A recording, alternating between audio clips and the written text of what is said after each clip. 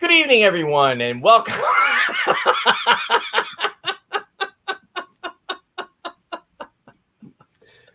Welcome to Roy's Tie-Dye Sci-Fi Corner, episode number 235. It Conquered the World, the classic 1956 film starring Peter Graves and Lee Von Cleef. Oh, wait a minute. It's the eyes, Rex. The eyes. The eyes, Rex. Yeah. That's a little inside joke there on Roy's part, because that's the film I probably would have done. It Conquered the World. Yeah. Actually, this is episode 235, The Man with the X-Ray Eyes. Both Roger Corman flicks. Yes, both Roger Corman flicks. And this one is directed by Roger Corman and also produced by Roger Corman. And tonight, we'll be talking about this movie. And my host, my friend, my lifeline, the man with the X-ray eyes himself, Mr. Ross Amico. Like Isaac on the Love Boat. We're having too much fun, and we didn't even. We're just fresh out of the gates, folks. Hoping everyone's doing well out there. Happy Sunday. Happy Sunday. Happy Sunday. Let me see. Let's see at the comments that are out there. And actually, I see we haven't done anything yet. Yeah. Linda Sue, actually, Linda from Canada actually posted earlier, and she said the tagline is so creepy for this movie. And then she said she had to jump into Facebook. If anybody else comes here, it's rescheduled to Sunday. So I guess actually that was from Friday. She commented. Christian is joining us from Canada. Welcome, Christian. Sure. And also I see Jeff Rubel is out there from Utah. Welcome, Jeff. Great to see you out there. Los amigos. Yeah. And yes, Matt Anthony is in the house, folks, and he's joining us from Philadelphia. Matt, I would actually have gone for 101 times, but I just kind of cut it off at 3 for tonight. So you know what? You never know. Cheese fries. Paul Miller is out there, folks. Hey, Paul. Welcome, Paul. He's joining us from Forts, PA. And then, of course, Sherry's out there, and she's downstairs, and she's saying, "Hey, guys, you're cracking me up." Any day, with that said, the majority of the people that are here are personal, close friends, because we could get nobody else to tune in after we've pretty much rescheduled and jumped all the hoops with this film, but it's all good. Let's see. Jeff is saying it's hard not to jam out with that opening thing. We appreciate that. And yes, again, thank you to Jeffrey Morris for that. We love our opening theme. So anyway. So Ross, how are you? How are you, Ross, on this wonderful, beautiful, sunny last Sunday in July? Oh my goodness! You want the real answer?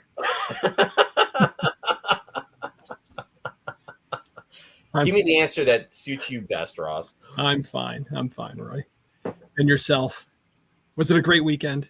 It was a wonderful weekend, Ross. It was great. It was amazing. It was, what was the name of that magazine? Cinema Fantastique. It was, Cinema Fantastique. Anyway, there we go. Cool. Christian is saying Ray Milland is in his pre-always grumpy era. Yeah. Oh, really? I guess so.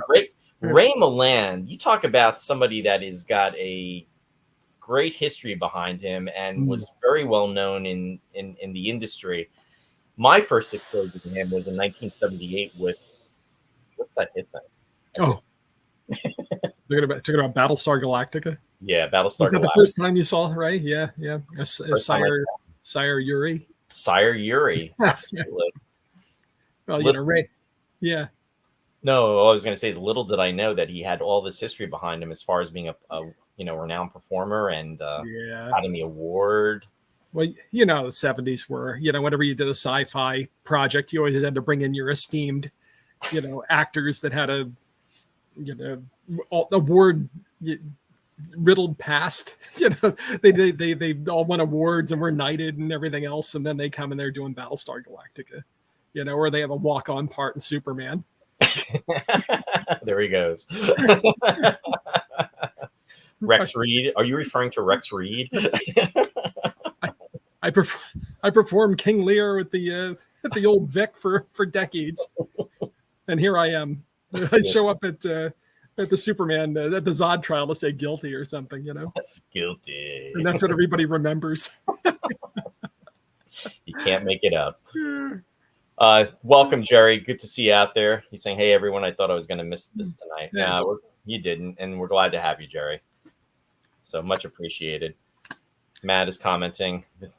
He gets a free pass on this one. Oh heck, Roy usually can't speak what? Speak English, and now he's speaking French. Yeah, with the fantastique, son of a fantastique. Yeah, there you go. Yeah. So hey, I see Gavin Blackburn is out there. Gavin, welcome to the show. Thanks for being out there. He's saying he was in at least 2 episodes of Columbo. Yes, he was, Gavin. In fact, I enjoyed both of those episodes, and we can talk about that a little later. But thanks for bringing that up. And he was really good in both. Yeah, you gotta give it to him because Ray Milland said he always hated acting, and he was ready to retire. He retired, said I'm not making any more movies around 1960, 62, and then he got bored. Yet he's one of these guys that always had to be occupied with something. He couldn't just sit around and watch TV and he was driving his wife crazy. And his wife said, "You got to go back to work." So he went in with AIP and started working American International Pictures and started doing horror movies for them. So he did Premature Burial, which was part of the Poe cycle that Roger Corman was doing, largely with Vincent Price, but that one had Ray Milland in it. And he had this Indian Summer as an actor, which is scary to say because he was actually younger than us, when he started doing these things. I know, isn't that crazy? Yeah. Again, we start looking back at the ages of these folks, and it's like we're a lot older than what they were. It's like seeing Ray Milland in this. It's like I'm thinking he's this like older guy, and he really wasn't. He's younger than us. He's younger than us. I can't remember. He might have been like 53 or something. Still younger than us, Ross. Yeah, I know. But back in the he did movies in England. He did movies in Hollywood. Won the Academy Award for The Lost Weekend. Did all kinds of stuff. He did film noir. He did comedies. He did romantic comedies. He did The Uninvited, which was a ghost story. Kind of played it kind of light, but he was a pretty versatile actor, and had an enduring career. But this is what happened with Roger Corman, who was really kind of the excuse for doing the show tonight. I think you wanted to do this movie anyway at some point. I remember you mentioning it. But it happened that Roger Corman died just a few weeks ago, May 9th, and he was 98 years old. And he's a legend. The guy made 100 or so movies and, spent $5 on each movie and made a ton of, made millions of dollars on these things. Yeah. I mean, he was known for working at what do they call it? Like a shoestring budget and coming through. It's like if he had too much money, he was like upset because it's like, he didn't need all those funds. He basically wanted to work cheap, and he made it work, which was, the best part of it. Before we go on, I just want to say hi to Brennan. Brennan is out there. Brennan, welcome to the show.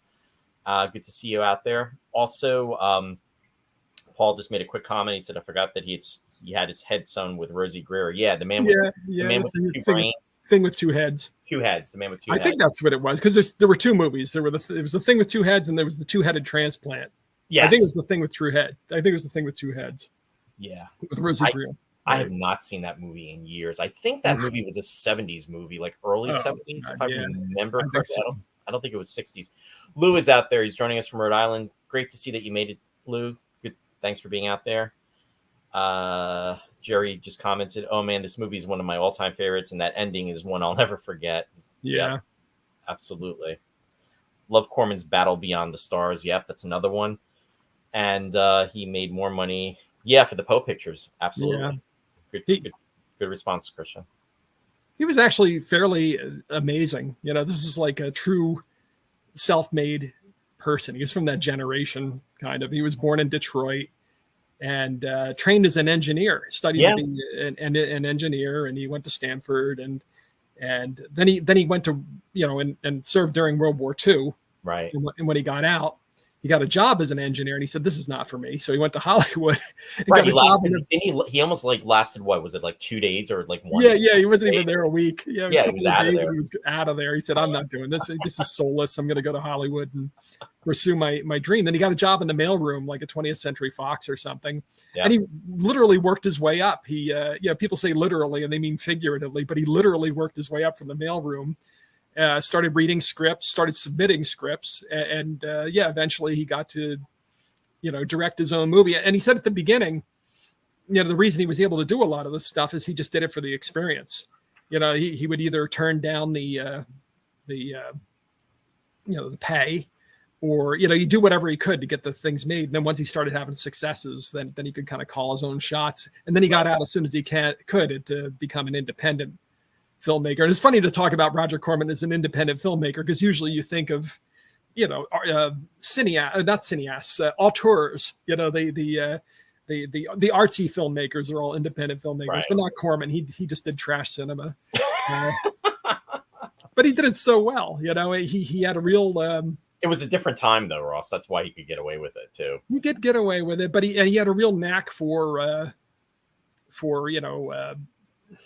coming up with, tapping into the youth market and coming up with these titillating premises and lurid premises, a lot of horror, a lot of juvenile delinquent movies, biker movies about racing.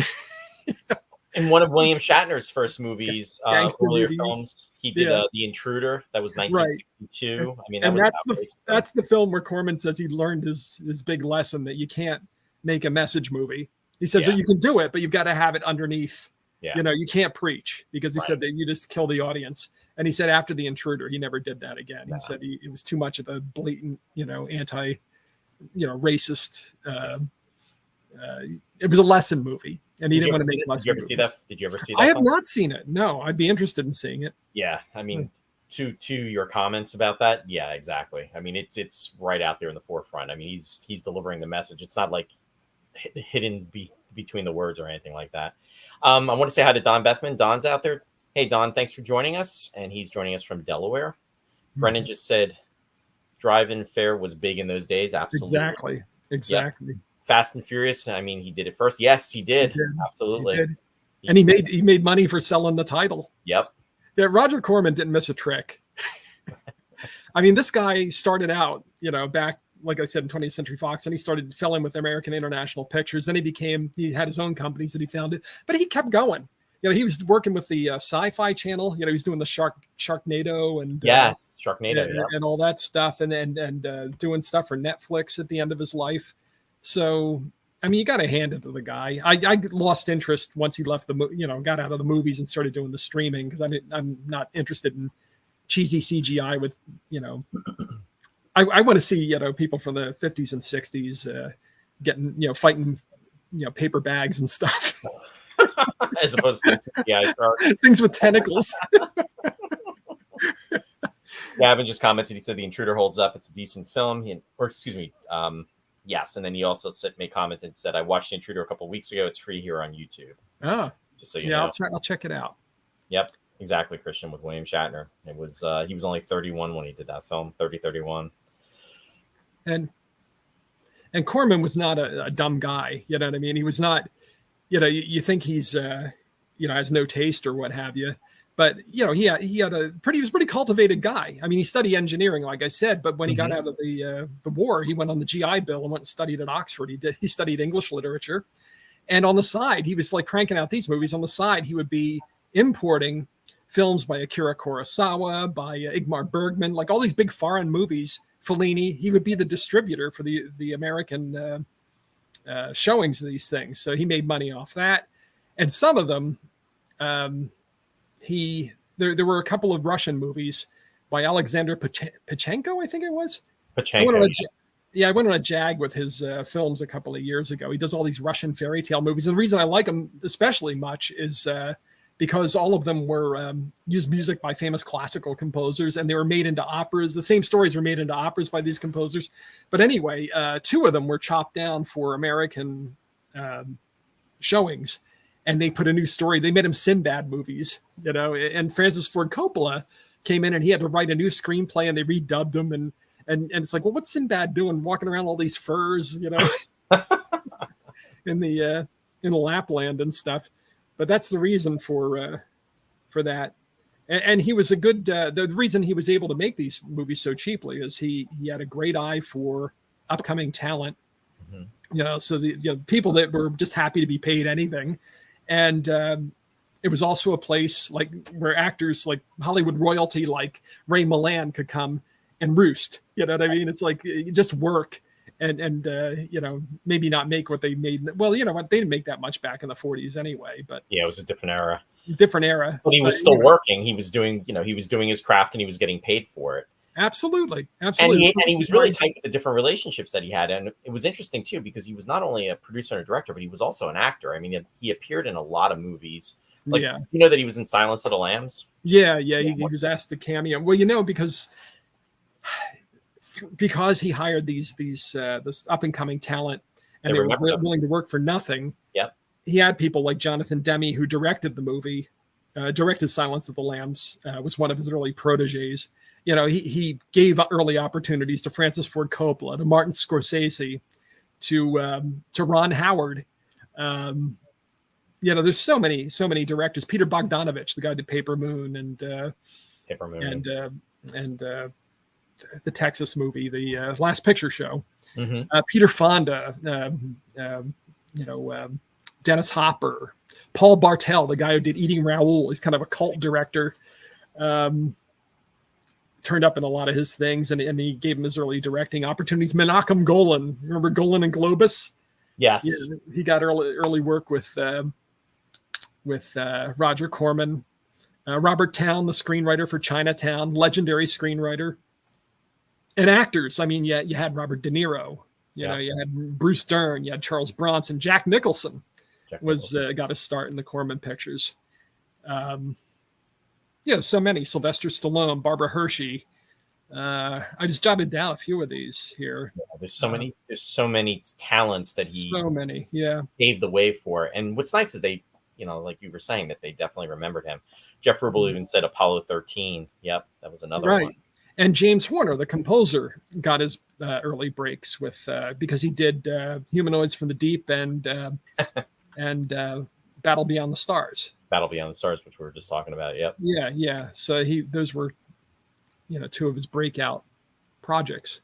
And James Cameron was involved with Battle Beyond the Stars. Of course, he did the effects for that, and Gail Hurd, who co-produces all the time with James Cameron. She got her start with Corman, formerly married to James Cameron.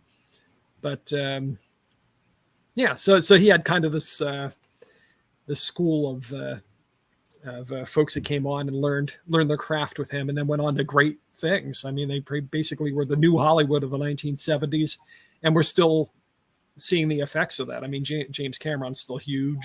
Martin Scorsese still getting nominated for Oscars every year. Robert De Niro is a legend. Not too shabby. Like you said, he had an eye for talent. Yeah. And Francis Ford Coppola has a new movie coming out this year. Does he really? Yeah, Megalopolis is coming out. So I can't wait to see what he's done with this. This is like his a passion project he's worked on for decades. Science fiction movie. Interesting. Have you heard a lot about it or no? Yeah, I've heard some about it. It's kind of a, I don't know, it's a another one of these post-apocalyptic things, but it kind of parallels, the United States with ancient Rome. And, I don't want to give too much away. I don't know a lot about it, but there's that tension between, which direction we go in rebuilding. Do we go toward an enlightened direction, or do we head toward fascism? Where did he get that idea? But apparently he had it for decades. So there you go. Wilfred Hyde White. Oh, another example. Jeff Rubel said Golan Globus. Golan Globus, still schlocky. Brennan said, I read an article about Stephanie Rothman, who was so thankful to him nobody would give female directors an opportunity back in those days. There you go. Yeah, I think he told Ron Howard, he says, if your film's a success, you never have to work for me again. because that's basically what happened. If they made a good film for Corman, they got a job Right. with one of the major studios after that. And if he comes back, well, and you know what? He probably would allow him to come back too. But that's yeah. And Ron Howard, as we know, is almost like a legend in himself with everything that he's done now. Yeah. Fast forward 40 years after Happy Days, and that's with Happy Days going off the air. I mean, he was pretty much on his way. He left Happy Days in the early 80s, I think. Yeah, it sure went on a long time. Yeah, it was 10 years, solid 10 years. Wow. But so anyway, yeah. So you talk about a career and a legacy. I mean, he's got it, and it's just not in one type of genre, which is really, Roger Corman. Yeah, which is really cool. Well, because he could make a classy picture with no money. He could make like the Edgar Allan Poe cycle, and some of them are goofy, like The Raven.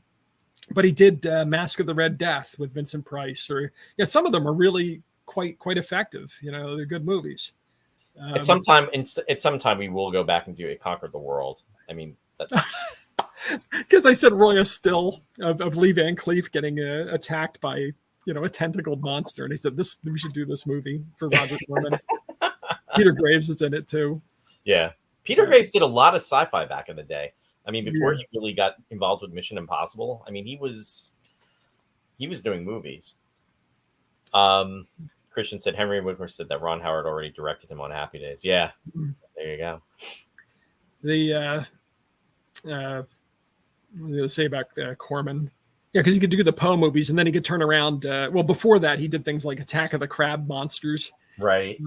I remember Matt and I were in the dorms at Temple, and we were taking the elevator down. We didn't have a TV in our room at the time, and there was a common student lounge downstairs.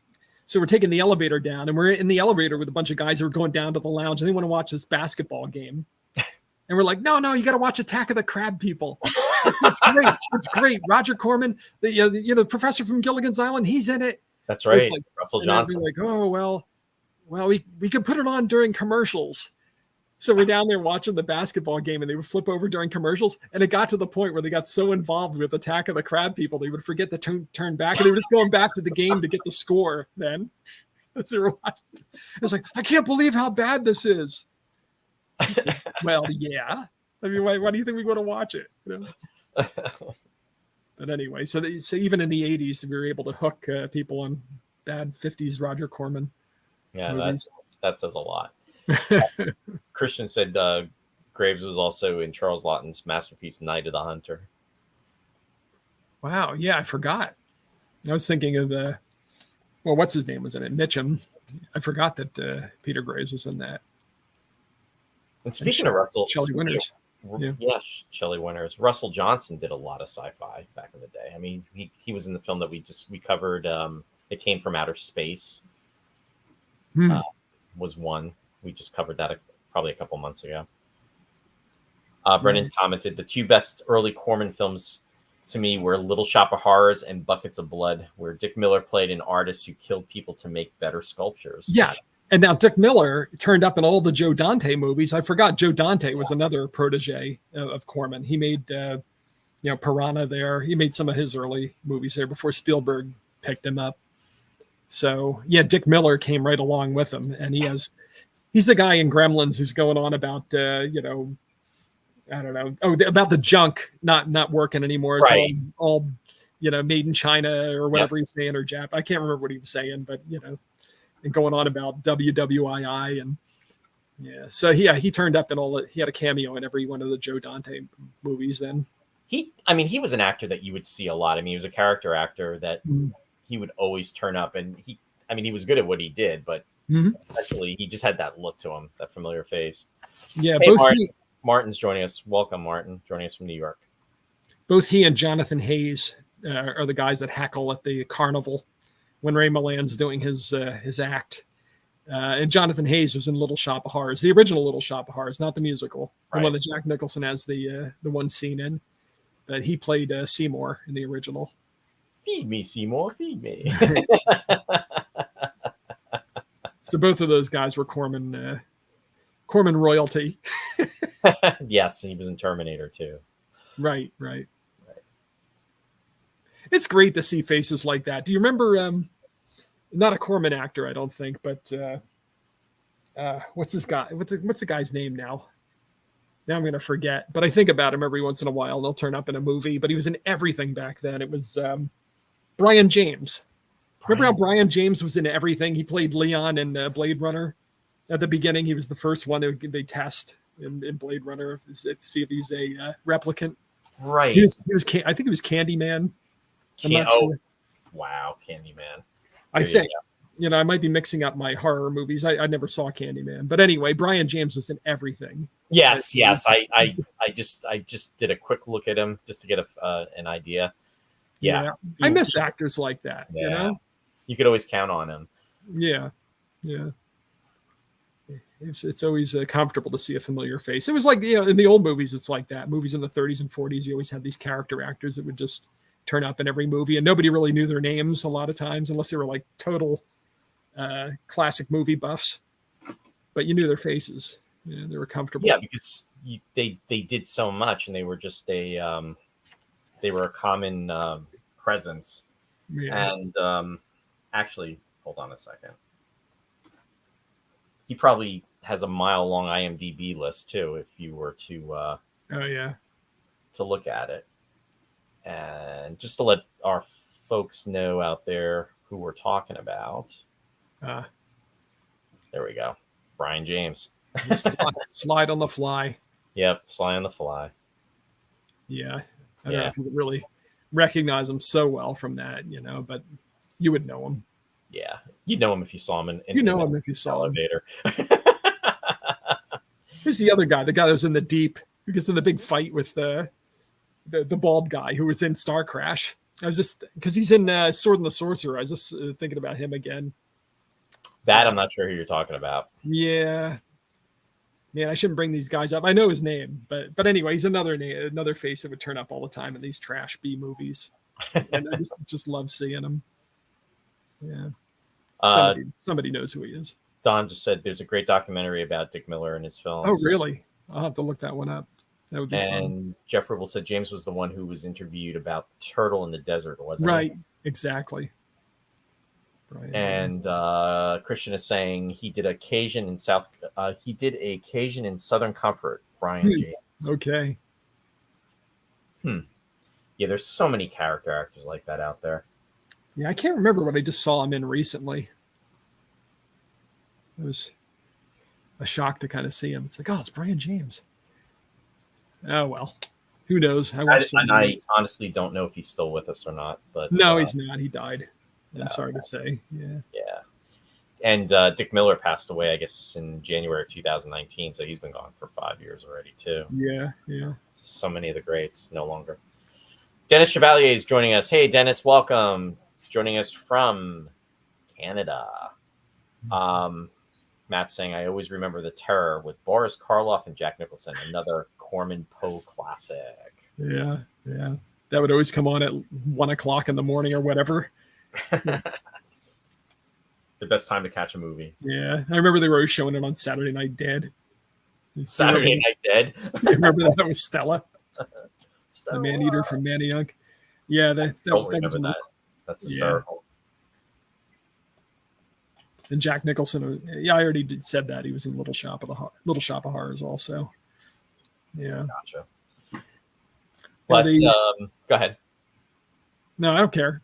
Oh, okay. Matt's saying, Leon from Blade Runner, my mother. Let me tell you about my mother. Right, exactly. Yeah. So anyway, I wonder if Brian James got in a fist fight with Pat Roach, who would win? I don't know. I don't know. Paul Miller saying Earl Maynard, he was in Circle of Iron too. Okay. There you go. Tons of familiars out there, folks. The complete filmography of Brian James. So, circling back to the film, when was the first time you saw this movie, Ross? I think we saw it. I've seen it. Yeah, I think we saw it actually. Matt can correct me if I'm wrong. I think we saw it on the big screen at Temple University. If not, I saw it on television back in the 80s. Maybe the 70s, because I was a big creature double feature guy. Yes. And in our area, and probably all across the country, they had things like this. Everybody on Saturday afternoon or on Saturday night, they all had these, creature features. And we had Dr. Shock in our area. Dr. Shock Theater. Yep. Yeah, out of Philly, Chiller Theater and Horror Theater or whatever it was. Oh, Chiller Theater was the one out of WOR, though. Right. Yeah, Chiller Theater was with, my God, that's terrible, with Zach Early. Okay. Well, I mean, yes, and there was the chiller with the hand that would come out of the ground. That's I mean, come on, it's a word. It's chiller's something everybody's got to be using. But anyway, on a Saturday afternoon, there'd always be a double feature, and they would show stuff like Man with the X-ray eyes or the Killer Shrews. Royce's joke, because Sherry's dad was going to watch that last night, and I was like, "What? The Killer Shrews?" There's actually a movie titled The Killer Shrews. I had no clue, and then I'm like looking it up, and I'm like, "Oh my God." Yeah, Roy says, "You ever see a movie called The Killer Shrews?" I said, "Yes, lots of times." Of course. It's like, of course I've seen that. Yeah, well, this is what I did before Star Wars. And yes, folks, not to be confused with The Killer Shoes. The Killer Shrews. Yeah. So to answer your question, if I didn't see it on the big screen, but they had a great film program there, and it was just around the clock. Well, not around. I mean, I guess they would shut it down probably after the last show. It would be shut down by midnight, but all day long they'd be running movies and stuff in between the movies. So I saw it there, I think. When was the first time you saw it? I saw this movie years ago, probably like in the late 70s, early 80s, but I didn't see the whole thing. So this was definitely, as far as going through it, this was a first. So it's unforgettable, and it kind of it makes you feel grim, like all the creature features of this era always did. There was always that there's the overweening science, and they make bad decisions, and there's this like a spiral, a grim spiral down to the inevitable conclusion. Yeah. Rankin Bass did the hand animation. Is that what Paul said? Yeah, Paul said yes. Rankin Bass did the chiller hand animation. Killer Shrews was on Svengoolie last night. Yeah, that's what he was watching it on. Yeah, Rankin Bass. We covered Rankin Bass. Yeah, we covered him. Yeah, we covered them. Just like those rat costumes covered the dogs in Killer Shrews. I read about that. I was like, oh my God. Yeah, a bunch of playful hounds with shag carpets on them. Trying to knock over these oil drums that everybody's hiding under, and then they dub in like the Wilhelm scream. You can't make it up, folks. I guess the Shrews got another one. And there's always some anti-nuclear subtext. I forget what went on with the Killer Shrews, but it was some kind of. So you don't have to watch the movie now. It was on. I think it was on an island, wasn't it? Yeah, and they were experimenting with something they shouldn't have experimented with, or there was a nuclear cloud, or you know what it is. They're all the same. It's like the fly. The Killer Shrew. There you go. 1959 at its best. Wow. All the classics. All the classics. Since we're talking about classics, Christian's saying Attack of the Giant Leeches. I still haven't seen The Wasp Woman. That was another Corman movie that you said you had seen. Yes, that was a while ago. Yeah. I think Sherry's dad was watching that one too, if I remember correctly. On Svengoolie. Yeah. Yeah. Oh boy. But yeah, this film it has pretty much a strong cast leading it off with Ray Milland. Diana van der Vlis. She did a lot of stuff. She was a Broadway actress. Yeah, that's what I saw. Is mainly Broadway and soap operas. So I didn't really know her. I really was familiar. She did Ryan's Hope. She did The Secret Storm. That was another one. But she I guess was educated at the Royal Academy of Dramatic Arts, and she was only believe it or not, she was only 28 years old in this movie. I was like, what? And totally unrealistic. I always love how these you can tell it's written by men, because it's always the man makes these awful choices that's going to just be catastrophic. And the woman's always like, "Oh, that's all right. I'm here for you." Instead of like, "I'm out of here, you psycho," because they're not even involved. You know what I mean? It's like he wants to take her out for coffee or whatever. He takes her to the vending machine for coffee. And that's their romance, and therefore she's bonded to him. The best part is when they go to that party and he's dancing with her and he Well, you're thinking about that because you get X-ray eyes. What are you going to do? Oh God. Because he's having all these hallucinatory things with the colors, and then he starts seeing skeletons and the stuff. Well, it's like, why aren't you looking through people's clothes? And sure enough, that's what he's doing. And I loved it when he starts doing that. They're all facing in the opposite direction. Yeah, and he's seeing them from their backsides, and it's only from their the waist up. right. So it becomes the man with the X-rated eyes.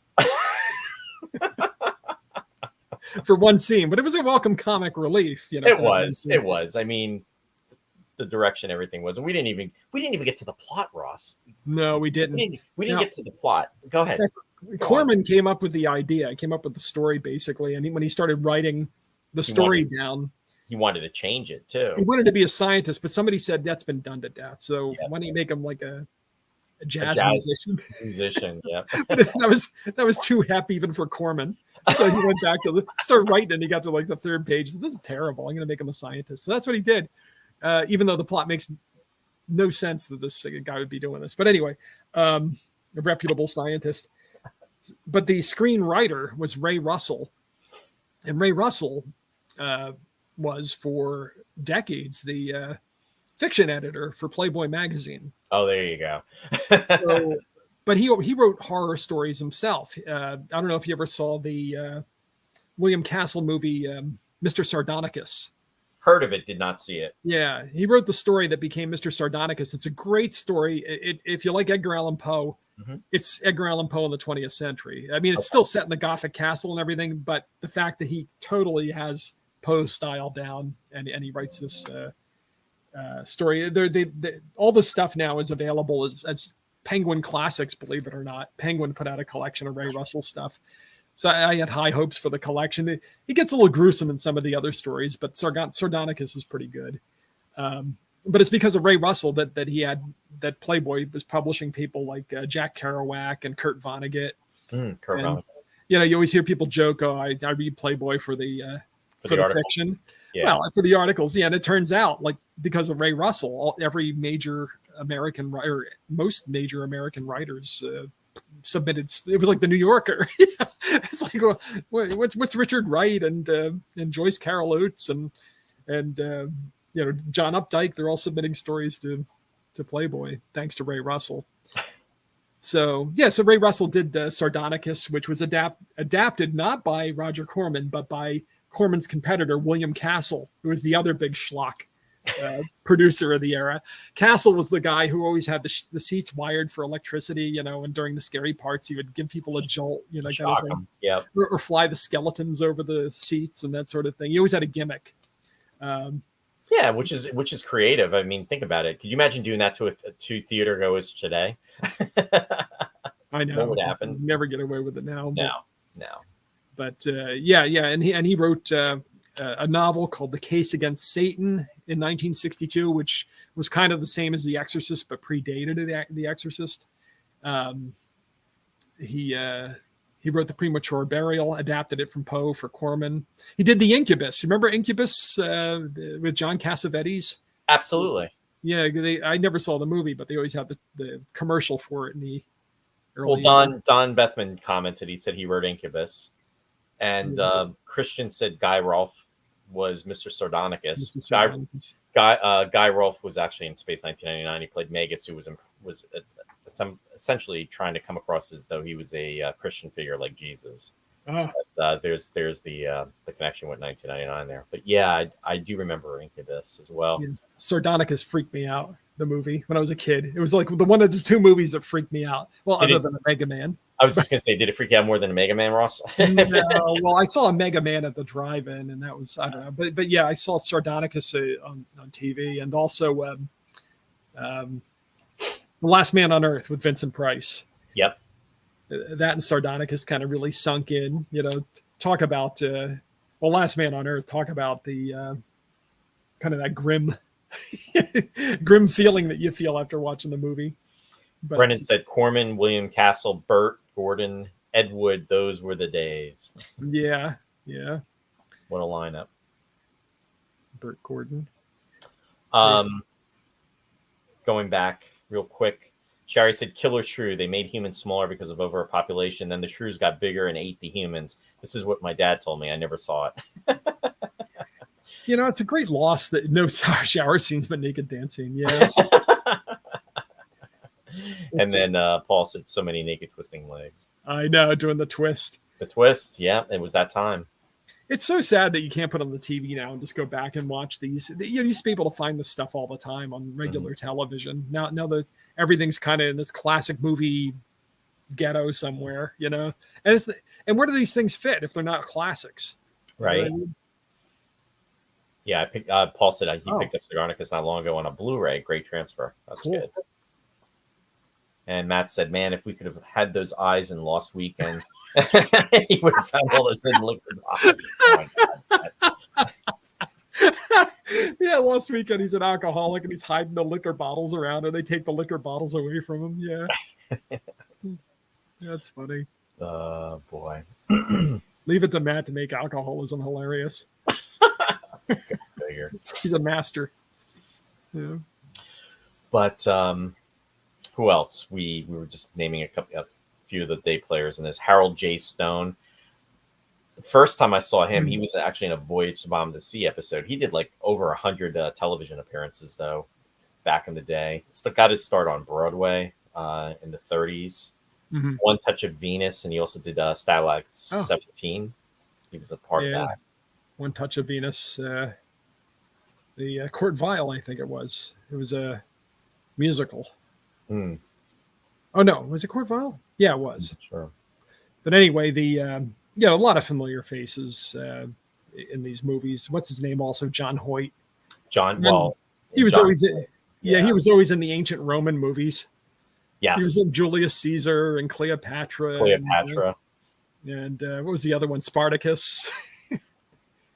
Yeah. Yeah, he had a long. In fact, he is the connection too with Trek, as we like to say. All roads lead to Star Trek, because he was in the first pilot. He was the Dr. McCoy, so to speak, of Jeffrey Hunter in The Cage. So, he was. Did he threaten to sue anybody for malpractice? No. I didn't understand, what's Ray Milland's character even doing in the operating room? Well, how about that? He's in there, and then what he does is he literally takes a scalpel, and he's like, "You're not operating on the patient," and he's like, he says, "I'll have you removed." And what he does is he takes his hand and he just basically slits him. Yeah. What? That was old school, and they're all wearing the rubber gloves. But the other thing is, what's Ray Milland even doing in there if he's in a research part of the hospital? Well, he wanted him to be a part of the procedure, and it really didn't make sense. Why? Because he's not a heart guy; he's an eye guy, right? And you go to the doctor and you say, "Oh, I got something." "Oh, I don't know anything about that. You got to go see a specialist." Right. But back then, I guess you just did everything. You looked at the eyes, and then you gave you heart surgery. But Brandon saying, "I remember Hoyt mostly as the billionaire who was trying to buy a seat on the spaceship in Worlds Collide." Yes. Yeah, we haven't done that one yet. Yeah. No, we haven't. We definitely have to do that. He was also in whatchamacallit? He was in The Twilight Zone. Mm-hmm. He was in Outer Limits. He did the episode with whatchamacallit? David Frankham. Don't Open Till Doomsday. Right. They were both in that episode together. Right. I forgot. He was in the the opening episode of of The Outer Limits. He was in the Galaxy Being. He was the Galaxy Being, so to speak. I mean, you'd see just the alien was like this particles of light. Okay. So anyway, that was with my goodness, I can't think of the actor's name. It's on the tip of my tongue. He was Brian James. No, it is Brian James. There you go. No, it's Cliff Robertson. Cliff Robertson was in the title, was in the pilot episode of The Outer Limits. With great power comes great responsibility. Exactly. He was Uncle, whatchamacallit? Uncle Ben. Uncle Ben in the Spider-Man movies. Yes. Yeah. My favorite Cliff Robertson anecdote was when he was in Brian De Palma's Obsession, and he has this love scene with Genevieve Bujold. Oh, wow. And I guess he decided to go lay under the sun lamp. And he's just completely orange for the scene. Brian De Palma was going crazy. They're trying to tone him down. It's like, oh, Cliff, what'd you do? He's already twice our age. And again, he's younger than us, still. Oh. Thanks for the reminders, Ross. Yeah. He actually did a really good Twilight Zone episode too. I don't remember the title of it, but it takes place in the Old West, and his son, Cliff Robertson, and his son has a very high fever, and he's not going to make it. And what happens is he's trying to find water, he's trying to find something, to maybe try to help his son, and it's like this long caravan of of the people that his family on the horses, and what he does is he goes over not like a cliff, but he's looking for an area. It's almost like this hill, this valley, and he goes over it, and what happens is he winds up in the future, and he's able to get, I think, penicillin, and then what happens is he brings it back for his son back into the past, and it was definitely a good episode. He was an Oscar winner too.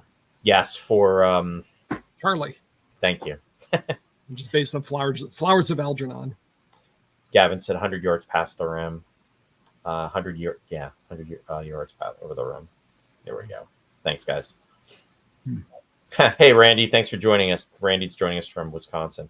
Yes, there is an event tonight. We are discussing the man with the X-ray eyes, Randy. Yeah. Or if you want to get technical, X. It's X, the man with the X-ray eyes.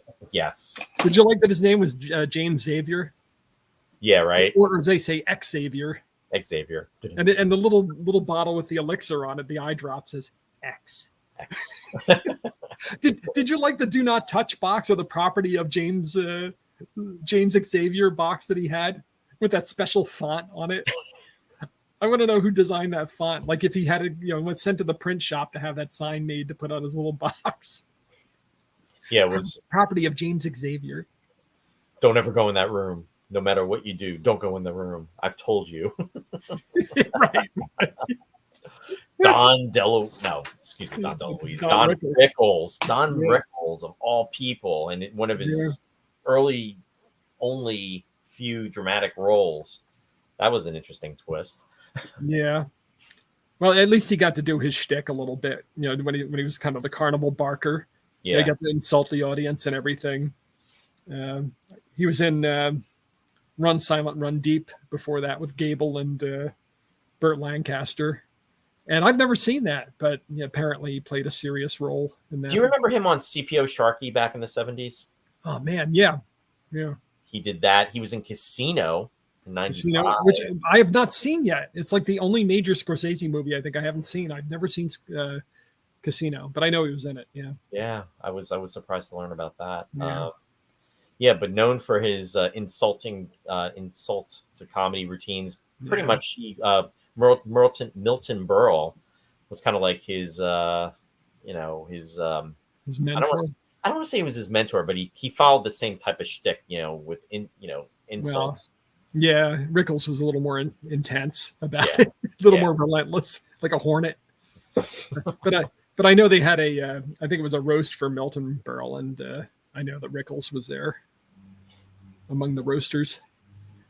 And I think that I read that both him and Ray Milland were doing a Tonight Show, and I guess Ray Milland was like pretty much trashing this, but he said that Don Rickles did a really good job with his character. Yeah. Did you ever see that? No, I didn't. I meant to look it up. I think it was in 72 or something. But at that point, Milland had kind of through these horror movies, the trashy movies and so forth, because he did this, he did the what was it, the two-headed man with two heads or whatever it was, the creature with what was it called? I don't remember. Everybody knows the one though. Rosie Greer. He did Frogs. Remember Frogs? Frogs. I never saw it, but I remember it. But he was in Love Story. He was Ryan O'Neal's father in Love Story. So, and that movie was a huge hit. So it kind of gave him, and that was right before that Tonight Show appearance, gave him kind of new, kind of reignited his career, gave a boost to his career. Not that he ever really went away, because as I said, his wife wouldn't have him in the house. Ernest Borgnine said the same thing. I remember he was in some bad TV series in the 90s. I can't even remember what it was called. Airwolf? No, it was after that. He played a doorman. It was a sitcom, and he played a doorman. Maybe somebody knows what I'm talking about. But I thought, what the heck is Ernest Borgnine doing on this sitcom? And he did an interview, and he said, he says, I was just sitting around in my recliner watching TV all day, and my wife said, you got to get out of the house and get a job. So he went and got this sitcom. That's not a bad shtick, you know what I mean? It's like, I want to work, and then you're hired. Do you remember that actor we were talking about probably a couple of years ago? And I can't think of it. Was probably a 60s movie. In fact, I think he was in the film with Peter Sellers. It was and we talked about him, where he would go these lengths of time where he wouldn't work. And he's like, Sterling Hayden. Yes, Sterling Hayden. The guy who allegedly poured Matt and I drinks in Easton, or Matt and me drinks in Easton. Whether or not that's true, I don't know. I remember you saying that. Yeah. Oh, Christian is saying, I did not know this, Christian. He's saying, Roy, you probably know Martin Landau turned down Don Rickles' part in Casino. He said it's not really a part. I did not know that, Christian. That's an interesting factoid. Thanks for sharing that. Let's see. Christian. That's when you know that Martin Landau was big again. When you could turn down Scorsese for Casino. It's like, what? I'm not working with you. And then Christian said, you should watch it, Ross. I have zero interest in gambling, but I love Casino. No, I want to see it. I just have not. Yeah, I actually have not. I've seen parts of it, but I have not seen the whole thing too. So definitely check it out. Cliff was in Picnic and also much later in Star 80. Paul is saying John Aston was also in that Twilight Zone episode. Did not realize that. And you know what? It's funny, Jeff. I was thinking this too. Back then, it was called Twitter, the man with the X-ray eyes, because now Twitter is referred to as being X. Yeah, there we go. So I get it now. It was a reversal. It was a reversal. Randy's saying, Ernest Borgnine, I love being a clown in my local town circus parades. Oh, wow. That's pretty cool. Huh. When was that? Was that before you saw him? I mean, before you went to the parades? Was it earlier, or was it while you were... alive. Oh yeah. I'm just curious if it was like something where it's town lore, that he had used to come and do that, or if it's something that you saw experienced in your childhood. Yeah. Post McHale. Ernest Borgnine was at a Chiller Theater signing, and if I remember correctly, Shari and I were there with Vince, and I think it was right before the Space 1999 convention. It would have been in 2016, because I had approached him, I gave him a letter. So I think Ernest Borgnine was at that. He was actually at that event, but he was down. I don't know if Shari's going to remember that, because I think Vince got his autograph. There's so many actors that I look back on and I regret that I didn't get their autographs, because you take it for granted. You think that you got time. And Ernest Borgnine was probably like in his 90s at that time, and he was signing away. He was very cheerful. He had a huge line, very, very pleasant. I think he looked pretty good for a 90-year-old, and you wouldn't think that Ernest Borgnine would ever even make it to 90. Yeah, but Randy said he was a clown forever up until he died. Graphic Man is saying, enjoying the show, gentlemen. Awesome. Thank you, Graphic Man. Thank you for being out there. Appreciate that. Paul is saying Seven Goalie had Landau on 2 weeks ago when they ran Dracula. The Lugosi connection. There you go. So he was actually on Landau? Or did they show Ed Wood back to back or something? Oh yeah. I wonder if it was Ed Wood. I don't know. Brennan said anybody who's willing to play in the Black Hole, I give them credit. Yeah, Borgnine. Borgnine. Yeah, oh, right. He was, another Academy Award winner for Marty. But Exactly. yeah, he was in so much stuff. Oh yeah, I mean the list goes on and But I on. would have never pegged him to make it into his 90s. But he almost made 100. You know, Yeah, he got well into his 90s. Paul said yes, Oh, okay. just in regards to your question. Yeah, Mm. I'm trying to think of when he passed away though. I it wasn't that long ago. Borgnine or Borgnine, yeah. yeah, it wasn't too long ago. I But don't. now it's probably been a while. It Oh, seems you like know it what? wasn't long ago. I was wrong. He died in 2012, so he's been gone 12 years. You know what? It was the. I stand corrected. It wasn't. It wasn't the 16 convention. It wasn't the for the 17 convention or It was somebody else. no. It just said it was earlier. It was for the 2012 convention, and Yeah. we probably saw him in 2011. And I think we probably saw him maybe. Honestly, we probably saw him in April or October of 2011. So he really did pass that. He didn't pass away too long after that. And to your point, Ross, he was 95. So there you go. 5. Yeah. Yeah. And Paul said Sven was interviewing him at a Oh, convention. okay. There you go. You got the facts here. The facts. Anybody can get near Landau if they got the makeup. If you're wearing the Sven Gulli makeup. But Yeah. in regards to this movie, though, great premise, but I personally was waiting for more to happen. I mean, it had its moments, it had its sections. I mean, where things were developing, but it was missing something. It just. I mean, it came up short. I mean, this film lost about 5 or 10 minutes in the beginning. They had like a Oh, it was a prologue that they cut prologue, off. yeah, Yeah. that yeah. was chopped. Well, I mean, this is a lean 79 minutes. It really is. This could have actually almost been like a television made, a made for. Well, they wouldn't have done it back then in the 60s, but it could have been a made for the TV movie of the week type of film. Well, it was a double feature. You know, Right. they doubled them.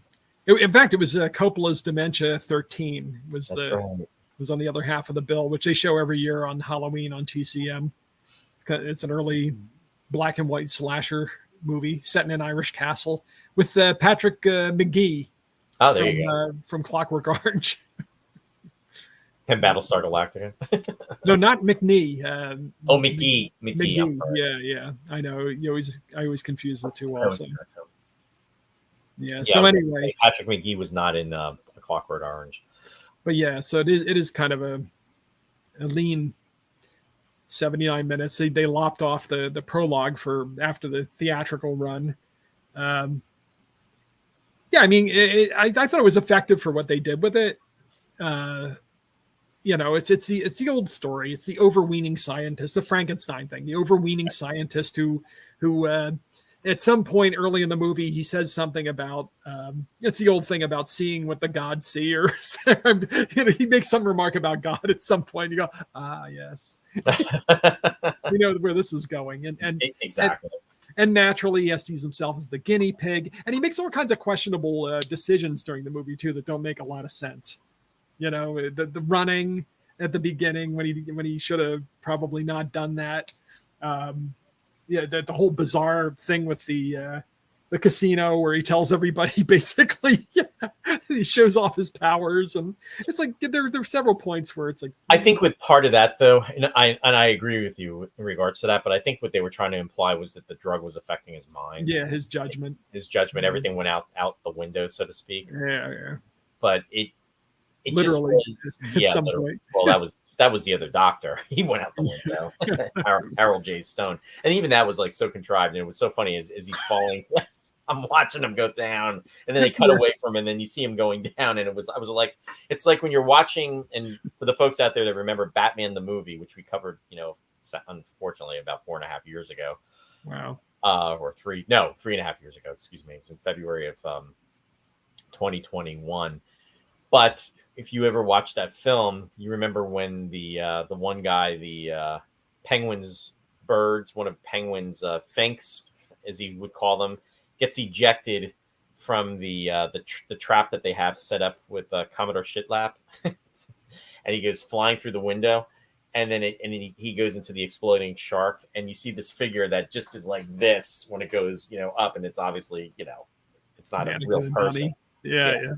And that it was kind of like that when you're seeing him go down, like 20 flights from the hospital window. Yeah. But Roy wanted to see he wanted to see Viscera. He wanted to see that was a dummy. It was a dummy. Yeah, well, it was just such an excessive thing. It's like, get away from me. Now he goes. I was like, what just happened? yeah. Wanted to give him superhuman strength too. He's like, I gotta run now.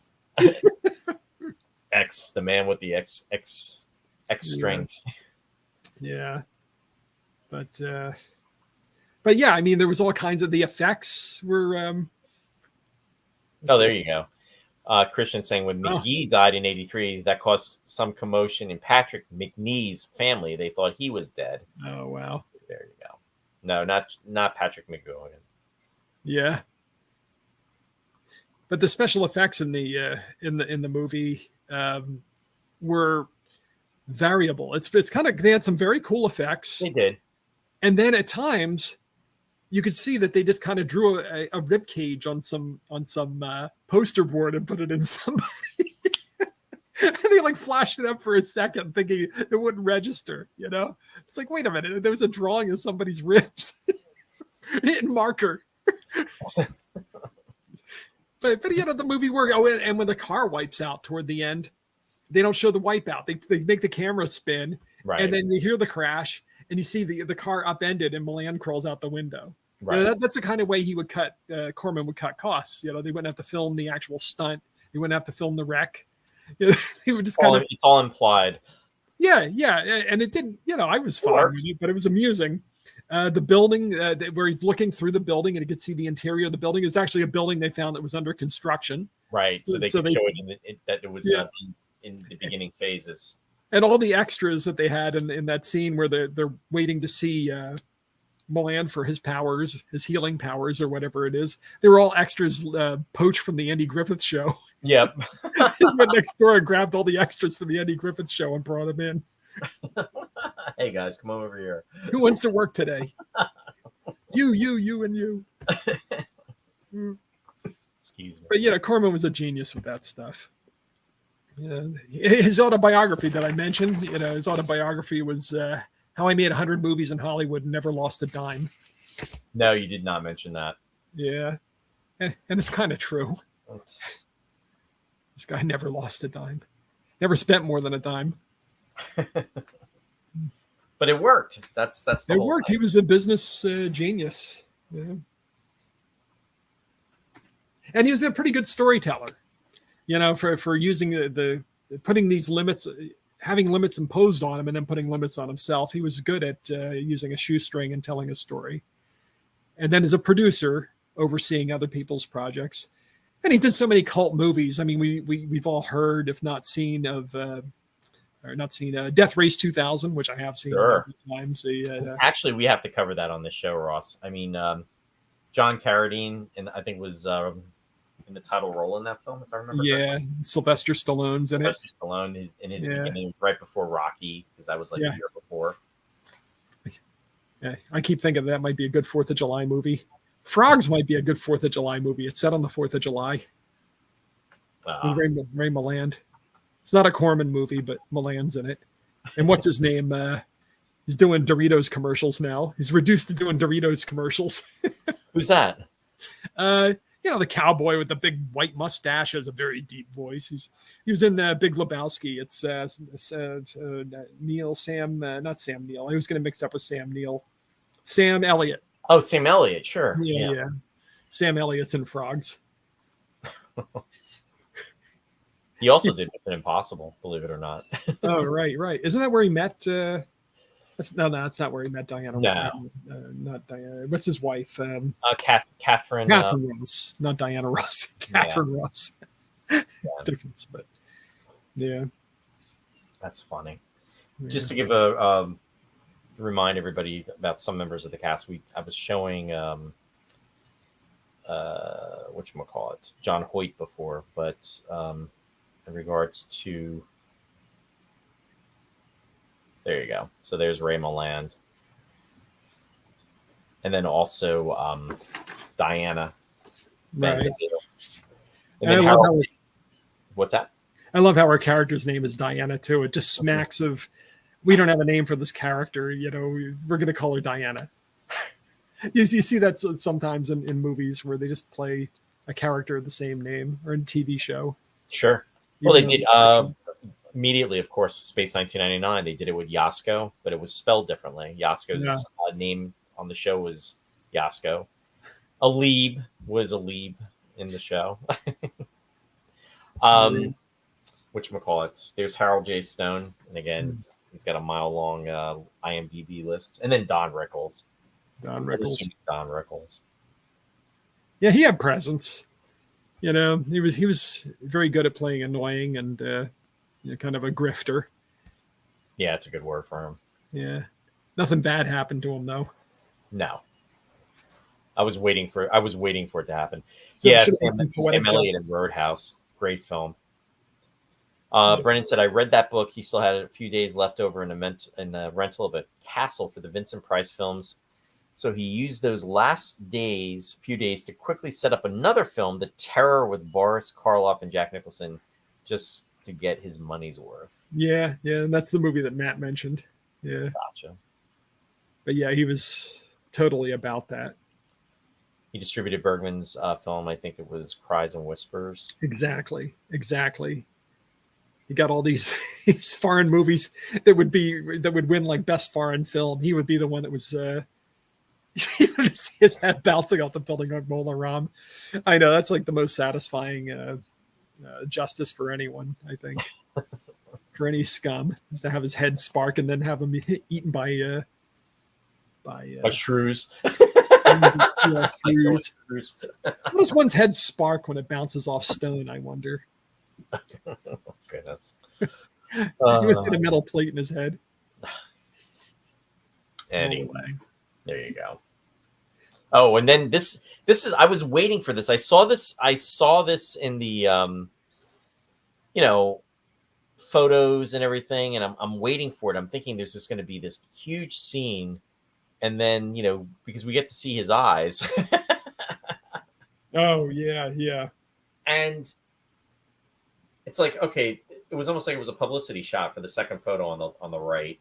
You know what I mean? It's like, well, that's the last shot of the movie on the right. Yeah, but it happened so quickly. It's like, boom, done. Yeah. You spoiled it. That's okay. Yeah, I mean, it had to be a painful movie for him with the, because they were obviously. I don't know if they used contacts for or if they really jellied his eyes. No, or if they did some kind of mask that they put over him. Yeah, makeup.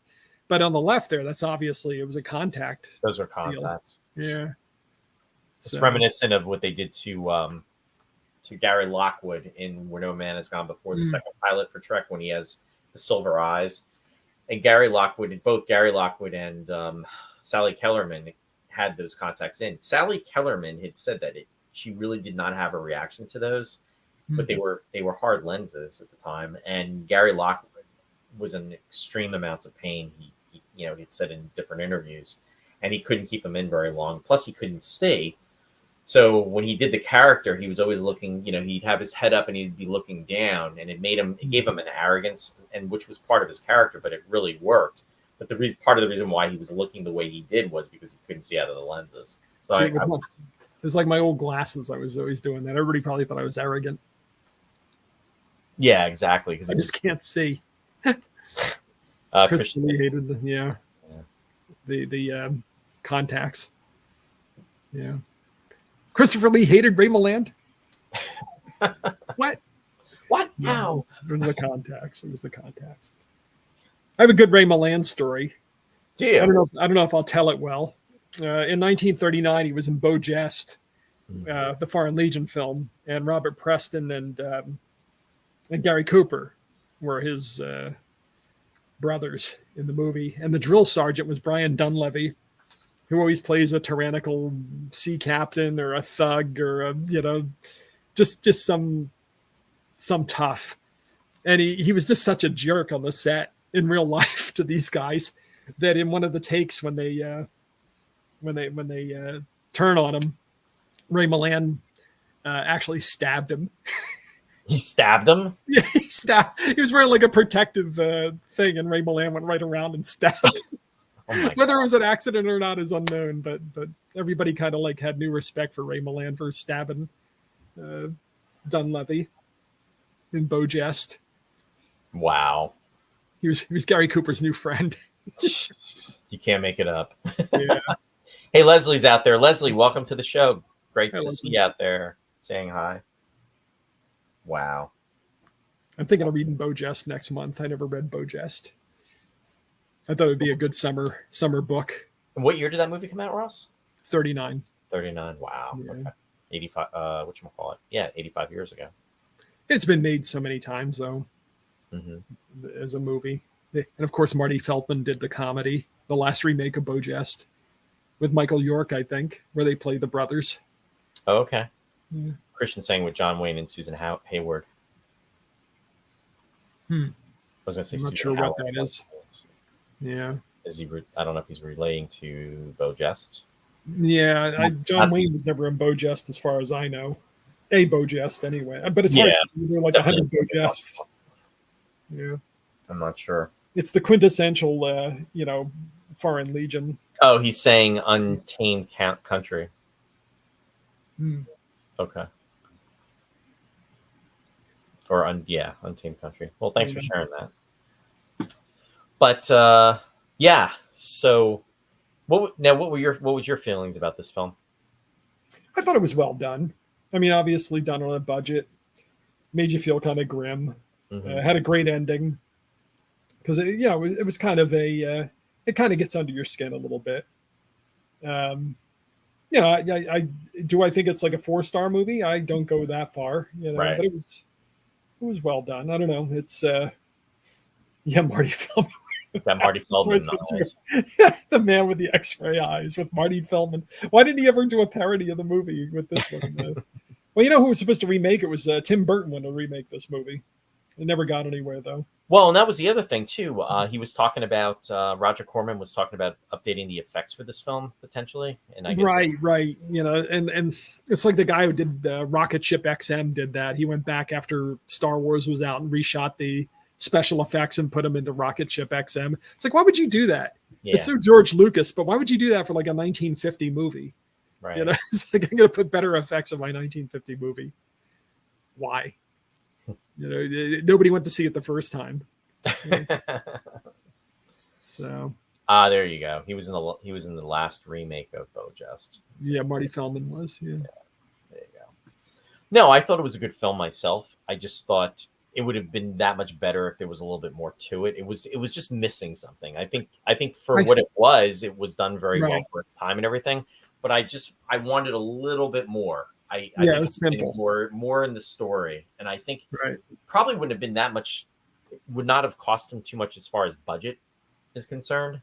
But it just needed just a little bit more meat, to it, and I think it would have been really good. It was lean. It was a lean movie, but yeah, there could have been more to it. I mean, there were things in it that were interesting and entertaining. There was a whole side story with the carnival existence.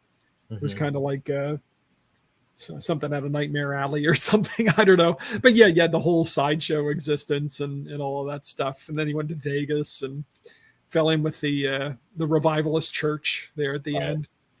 So it could have been better, but for what it was, I thought it was fine.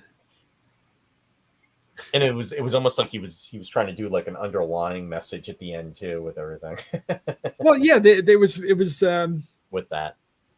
Yeah, what was I going to say? It was so variable. Like he could go from seeing through, the monkey at the beginning could see through the poster board or whatever it was, and then he could kind of see through people's clothes, or he could see to the center of the universe and see the great eye gazing back at all of us. It's like you got to get a handle on that, maybe. Right. Just keep looking at naked people dancing at the party. Paul said, the last time I saw this was when I was about 9. I don't think the intervening years have given me any new insights. Insights. Yeah. What was the deal? He kept putting the eye drops in. It just made it worse. He was saying it was a cumulative effect. So every time he did it, it would get that much stronger. Right. Why did he keep taking it? Yeah. Because I think he was just trying to go to the next level. But then what would happen is there were times where he would say that it would almost like falter, like it wasn't working. So it was almost contradictory because he said it was cumulative. So if it's cumulative, it means it's continuing to build. But then he would be saying that there are times where it wouldn't work. Right, right. And also at the beginning, he says, "Oh, it's almost out. I'm almost out of the stuff." And then the whole movie's like dropping the things in his eyes. Yeah. Yeah, it was pretty arbitrary, that part. Yeah. Continuity wasn't the best, maybe, in the script. Right. But yeah, I mean, for what it was enjoyable. It's memorable. And if you saw it when you were a kid, you would never forget it. You know, that's a good word for it. I may not ever forget it either, but yeah. So I guess at some point we'll have to do The Man with Two Heads, maybe in about 6 months. There you go. Rosie Greer. Ray Milland and Rosie Greer. The only thing I remember about that movie, and I never saw the whole thing, I remember the two of them. Ray Milland was like the evil guy, and he was just like always insulting Rosie Greer. He's the racist doctor. Yeah. And Rosie Greer was just trying to appease him, so to speak. Yeah. But and then they put his head on him. Yeah, exactly. And the rest was history. My head. Yeah. I won't do my impression. Brendan's saying sounds like an allegory for drug addiction. Yeah. And who knows? I mean, that could have been I was right. We did that at the beginning. The eyes, Rex. The eyes. We did. I can't do it anymore. But yeah, I mean, it could have been something that Corman did on purpose with the drug addiction. Yeah. Interesting enough, The Man with Two Heads was filmed in 1972, so it was probably about 10 years after this movie. A little after 10 years later. Yeah, I can't remember if that one's more disgusting than the other one. I think the other one might be a little more disgusting. Because the Ray Milland one at least was kind of humorous. Right. Yeah. So was Bruce Dern in the other one? I think so. He seems like he should have been. So in regards to music, Ross. That's right. Forgot all about the music. Let's get the music going here. The music. Les Baxter. Right. Less is more. Less is more. Not everybody would say so, but yeah, Les Baxter got to start as an arranger for swing bands. He studied at the Detroit Conservatory of Music and at Pepperdine College in LA. But as I said, he worked with swing bands. He did arrangements. He kind of developed his own form of easy listening called exotica. You know, when the world was a much larger place before we had so much,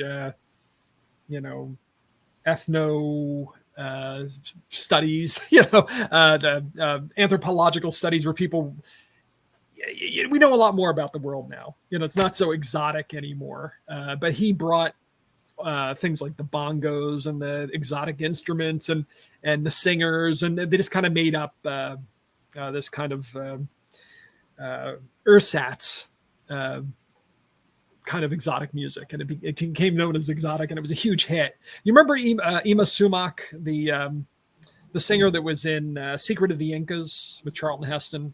Yes. Remember they went up there and the Peruvian singer, and she has this incredible vocal range that covers 5 octaves or something. I do remember her. Yeah, yes, she became a huge international star, and Les Baxter was the one who arranged and recorded her first album. Okay. Allegedly. He worked with Nat King Cole. Nature Boy was one of the things he conducted and worked with Nat on that. His recording of Unchained Melody, the song by Alex North, became a million seller. So and he was music director on the radio for people like Bob Hope and for Abbott and Costello, and he worked with a lot of different people. He got involved with film with American International Pictures, and he kind of became the house composer. He did the Edgar Allan Poe pictures. He did the Beach Party pictures. Mm. And this is the kind of things that he kind of became known for. There's a little bit of a controversy about Les.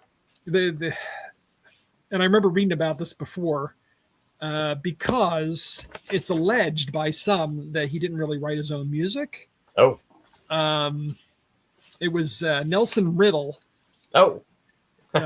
And Andre Previn both were very suspicious about Les Baxter. They said he couldn't read music, he couldn't write music. Andre Previn claimed that the three of them collaborated on a project and they left the room and they finished what they were supposed to be working on. They came back and Les only had like a few bars of music and they were for oboe and there were things that the oboe couldn't do and all this stuff.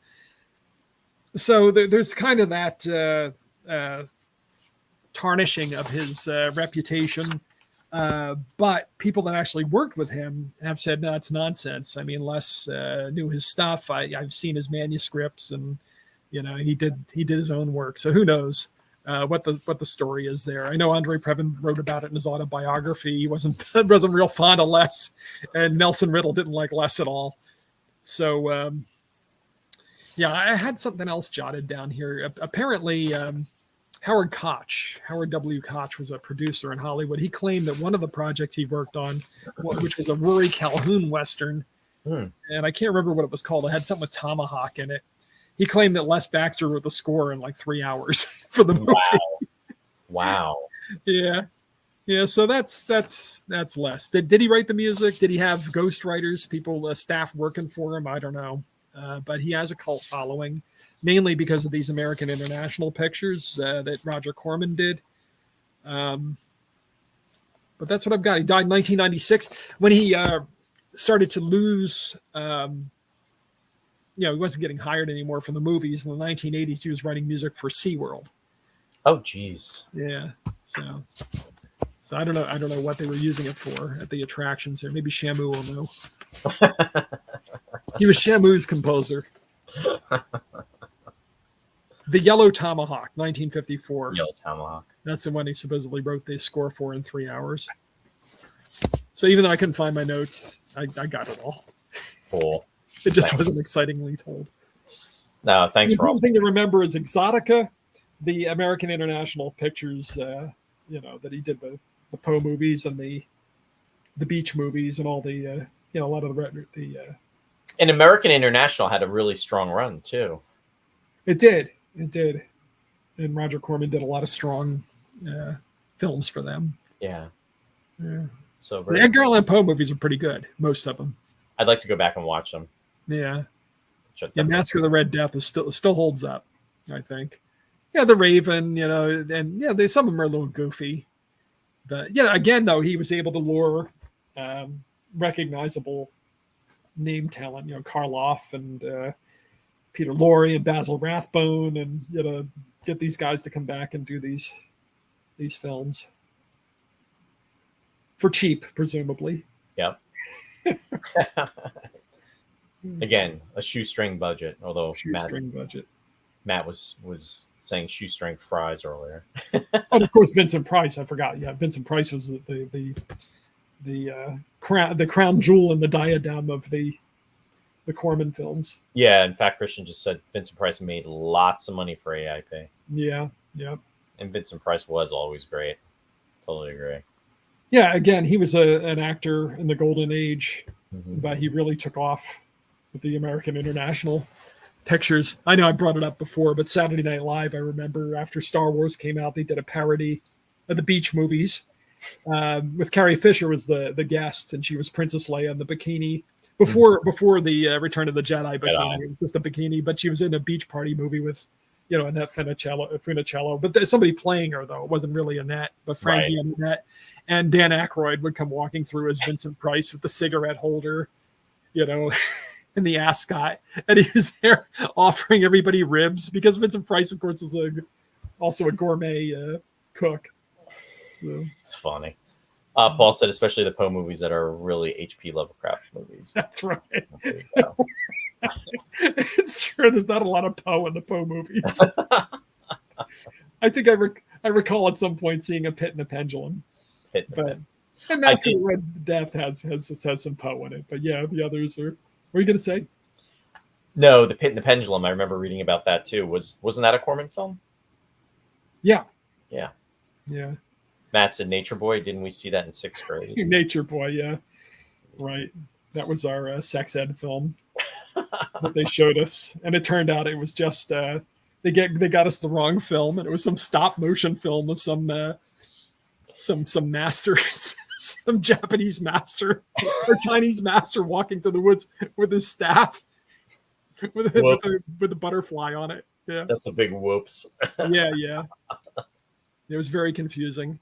Oh, I think it embarrassed the teacher that was assigned to show it to us more than the actual film would have, because then he had to explain what it was about. Right. Yeah. Brennan said Pit and Pendulum was only a short story, so there had to be a lot of padding. Same with House of all of them are short stories. Yeah, Poe didn't write. He wrote one novel, and none of them. It was the one that was set in Antarctica. Or was it the Arthur Gordon Pym, the Journal of Arthur Gordon Pym, or something like that? Yeah. But yeah, all the horror stories are all short stories. The Gothic. Yeah.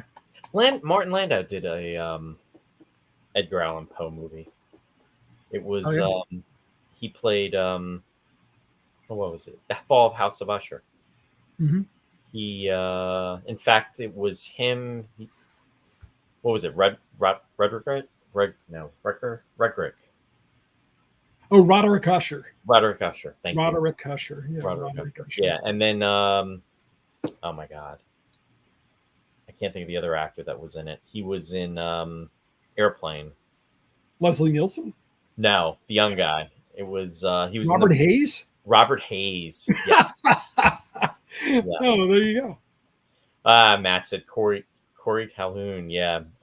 Rory Calhoun. Yeah. Motel Hell. That guy. Same guy. Yep. Wow. Takes all kinds of critters to make Farmer Vincent fritters. Yeah. I remember Elaine Joyce was in that movie. Oh, what? Motel Hell? Yeah. That came out in the Budco. 1980. I think it was an 80. It was around then. Yeah. I remember the poster, and I remember when it was coming to the 25th Street. Yeah. The Budco. Yeah. Christian said the same thing. Yeah, Rory Calhoun. But last thing I wanted to post was, as far as that's the way it was, the release date of this film was September 18th of 1963. U.S. #1 song was Blue Velvet by Bobby Vinton, and the UK #1 song, She Loves You by the Beatles. Popular films in September of 1963 were The Haunting in the French style and Young Swingers. The good version of The Haunting. Yeah, there you go. My favorite haunted house movie. Now, I just sent you an email, and it's got a little image in there, a belated celebration of your birthday, Roy. Oh, okay. So at any point that you feel like you can get it up there on screen by not looking too carefully at it. Yeah, I'll try not to. You're going to see it immediately, though. Is if I can attempt to open see, it. On Zoom, we used to be able to switch the control over to me, and I get to surprise you with it. But yeah, I figured this is something we could share with our back in the good old days, back when before the dark times, before the yeah, you'll recall I did the Planet of the Apes with the Charlton Heston prom before the giant birthday cake, and you looking down from the Statue of Liberty, and I did Trilogy of Terror where you're the Zuni doll with the birthday cake, and Karen Black screaming. Oh my God. So many memories, Ross. I know. Well, this is what you get for having a birthday. All right, we'll see what we can do with that. All right, and then I'll see if I can bring that up on the screen as I try to work. Bring it up, Roy. Oh yeah, I'll work the magic. Work your magic. We only have one birthday a year, Roy. Yeah, this is true. And it just passed. It just passed. So you're safe for another year. So I should. Yeah, I should I wouldn't. Yeah, go ahead. I wanted to do it last week, and I just didn't have time. Yeah, after 7 delays or whatever it was. Oh, for the Wild Wild West. Yeah. We'll All put it right. up now. Let's see if I can do this. I don't know if this is gonna work. For Roy's birthday. Everybody's waiting with bated breath. I know. It's some Ross Amico clip art coming up here. As I attempt to do this because it's just. It's not as much fun because Roy can actually see it, but. You know what, Ross? Yeah. Why don't you do this? Yeah. Why don't you send me the photo Uh-huh. through Messenger, and then I will copy and paste it that way. It will make life so all right. much. The resolution won't be as good, That's probably. all right. But Well, you know what? That way the folks will be able to actually see it. Because if I try to do it the other way, it's not. We're not even. yeah, I'll send it to you right now. All right. So I'll get do it that way. here. So It's coming to you right this very minute. yeah, hold on to your hats. Yeah, hold on, everybody. Hold on. It's going to be so worth it. Almost there. Almost there. Yeah. Where is it here? That's what I thought. It's coming. It's coming. Here it comes. Here it comes. I'm sending it to you right now. Yeah, I hear you. All right, there it goes. No, I got the magic beep. Let's All see. right. Let's say is it there? I knew this would be smooth. I'm not gonna peek, Ross. You're not peeking, are you? No, I'm not peeking as I put the image up and not try to examine it and dice and figure out what it's supposed to represent. But yeah, we'll everybody's waiting, Roy. I know. We're all waiting. You put me on the hot seat, Ross. Well, the only problem is I can't send it to you early because you'll see it. Right. You'll lose your reaction, but you probably have seen it already now anyway. And I'm curious what the comments are. Uh-huh. Move along. Stay on target. Anyway, with that said, Here it comes. Here it comes. Drum roll. Boom. There it is. It's the man with the ice cream eyes. Happy birthday. Compliments of Jimmy's. Well, at least the Sunday that's in the middle. Yeah. See that? Roy plays an overweening scientist who goes to Jimmy's every day. And he gets the ice cream eyes. It didn't go in. You packed it on the. I know it wasn't one of my strongest, but yeah, that's all right. It's the man with the ice cream eyes. Yeah, there you go. I'm sure Shari's cracking. Yeah. And there you go. Well, Happy birthday. Thanks, Ross. Yeah, I know. The terrifying thing is I didn't Photoshop the actual Sunday. That's all anybody's looking at. They can care less about the eyes. It's so true, though. Every every selfie that Roy takes has that huge Sunday in the foreground. And let me tell you, it was good. We all screamed for ice cream eyes. See, if Roger Corman were here, I'd be able to make my trashy movie. There you go. And then I get picked up at the studios. Jerry said, "Happy birthday, Ross." Actually, it was my birthday, but that's okay. Actually, it was Ross's birthday on the 4th. My birthday too. Yeah. Yeah, Ross's birthday was July 4th. Mine was July 20th. So we'll both pluck our eyes. Yeah, there we go. So, Ross, if your eyes offend me, pluck them out. But thank you, Jerry. Yeah, I was waiting for this. In space, no one can hear you eat ice cream. Really? What's really killing Roy is now Jimmy's is already closed for tonight. No, they're open till 9. We could end the show, and then I can race to the bat poles and then and say there's a moment not to lose.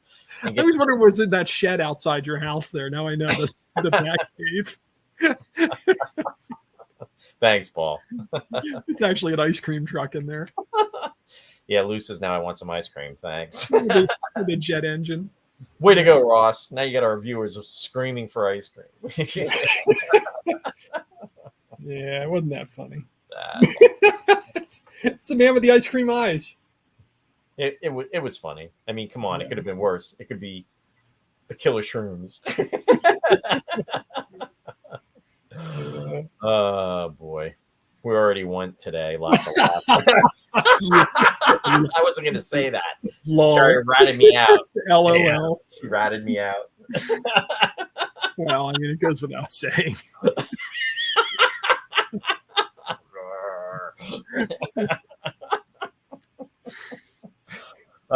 You can never get enough of Jimmy's. Yeah. They close September 30th, so get there while you can. Pumpkin ice cream in the month of August. You don't want to miss it. Yeah. That's when Roy empties out his freezer and just fills it with pumpkin ice cream. Like the pioneers. Well, the ice cream eyes will see you through the week. Yeah. Yep. Anyway, there you go. Don Rickles got nothing to say about that. Anyway, we're going to head to the shout-outs with that. Yeah, enough of that. Enough of that ice cream. You can never have enough of Jimmy's ice cream. But No, I wish I had a Jimmy's ice cream right now. See? Anyway. Roy's Tie-Dye Sci-Fi Corner shout-outs, bringing you creative awareness through our shout-outs. There we go. Anyway. Mike and Mary Beth are friends from Sci-Fi Distilled. They are on Wednesday nights. It's 7 p.m. They discuss movies of the 80s, 90s, and beyond, and TV shows. However, they will not be on this Wednesday. They're taking the week off, and they will be back the following Wednesday. So stay tuned. I'm sure they will post what they will be doing. You can check them out on their Facebook page. And that's for Mike and Mary Beth, Sci-Fi Distilled. Also, Country Gate Players, which is in Belvedere, New Jersey, and our friend Bill Scarrato owns the theater. Visit the website for informational updates. Bill just actually completed Pollyanna, which was pretty cool because essentially it was almost like a theater workshop for young adults. And it was a way to bring awareness about the theater. And then what they did was they did the project of Pollyanna, and that was over last weekend, which was July 19th, 20th, and 21st. You can check out the website, which is www.countrygate.org. And you can also visit Bill's website, which is www.billscarrato.com for updates. Also, Captain Phil's Planet, friend WUSB 90.1 FM, Stony Brook, New York. The captain's schedule is on Friday nights from 9 to 11:30 p.m. Check him out for updates as far as what he will have. Also, a shout out to a friend, Jeffrey Morris, who is continuing to work on the project, the Eagle Obsession documentary.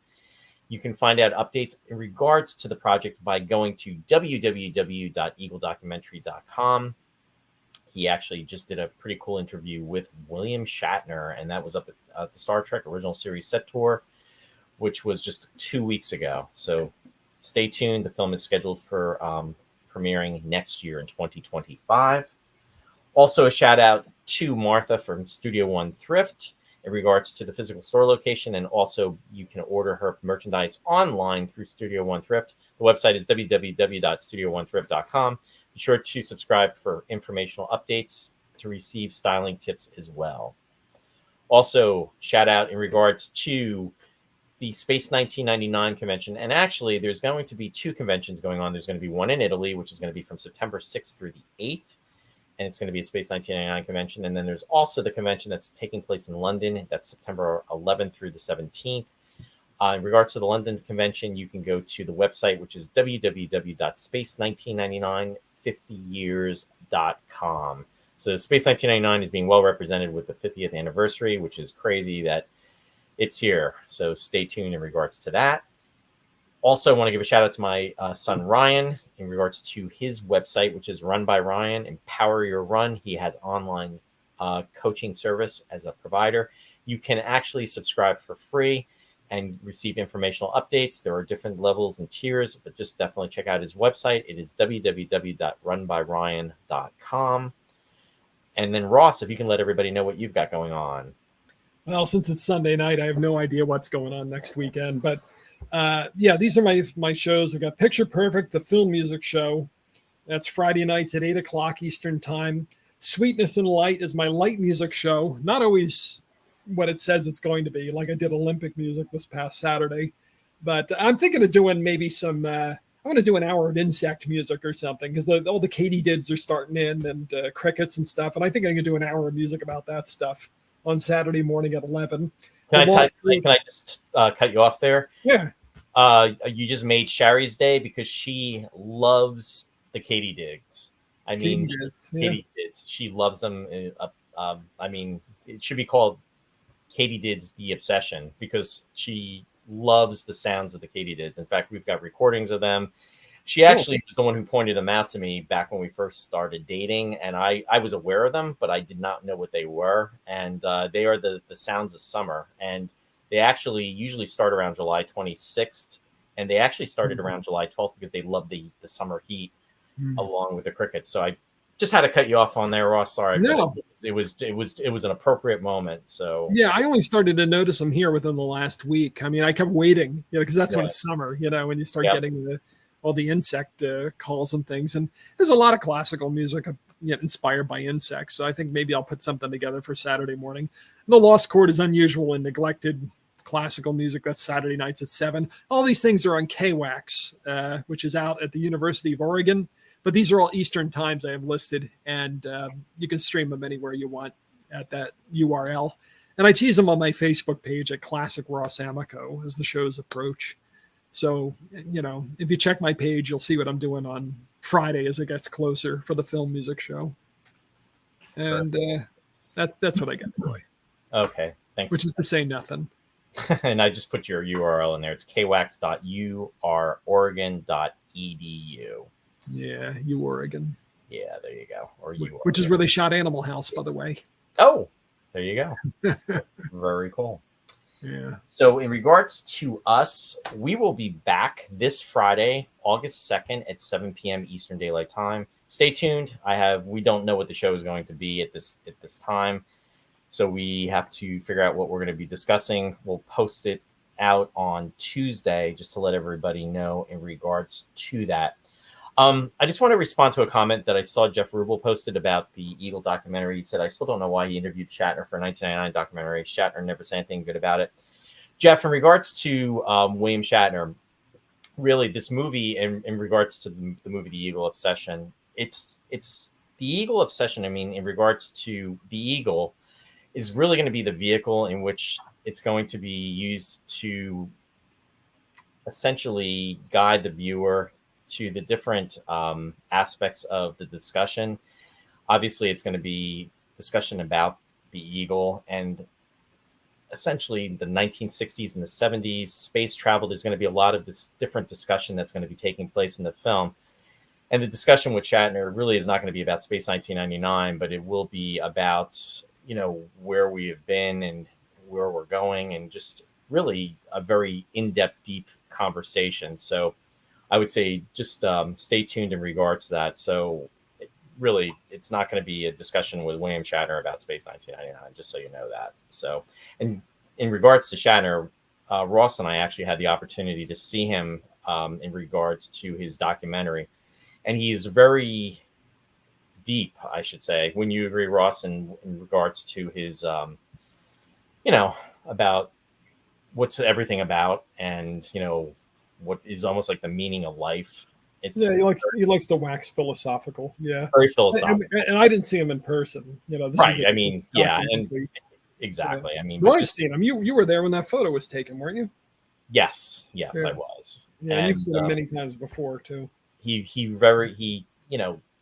asks the questions. So in regards to this discussion with Jeffrey, I'm very much looking forward to it, and it should be pretty very interesting. Yeah. So I just want to just kind of like lay away that it's going to be a discussion about Space 1999 and that, because that I did not see the interview, but I know it's not going to be that. So anyway, I did see him once, and I saw him at the one-man show that he did.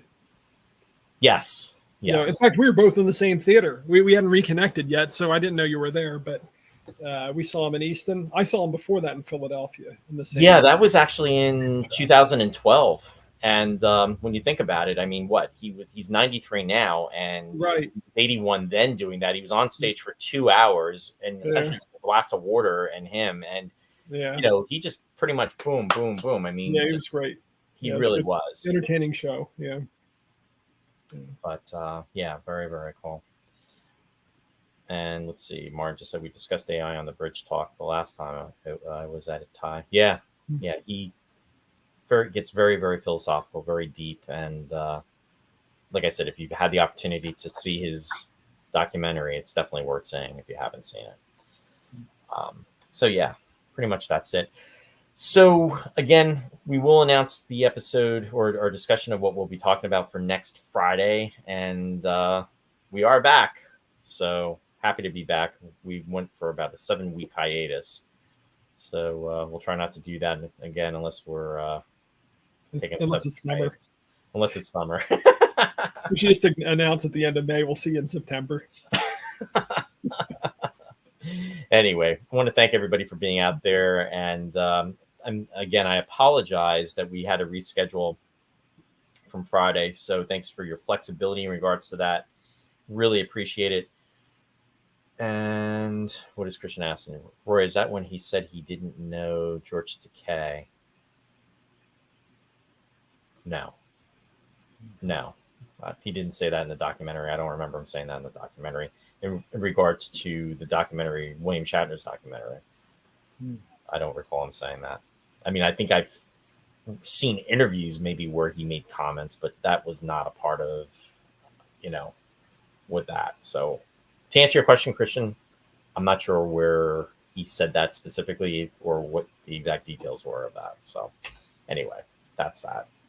Live long and prosper, everybody. Have a great week ahead. And Martin is saying, so we have to sing Roy's Out for Summer. Roy's Out for the summer. See you in September. Anyway, we'll see you. We'll see you in August, and that'll be on Friday. Take care, folks. Where's your glasses? Oh. There we go. Here we go. I'll be back. I'll be back. I'll be back. Have a good week.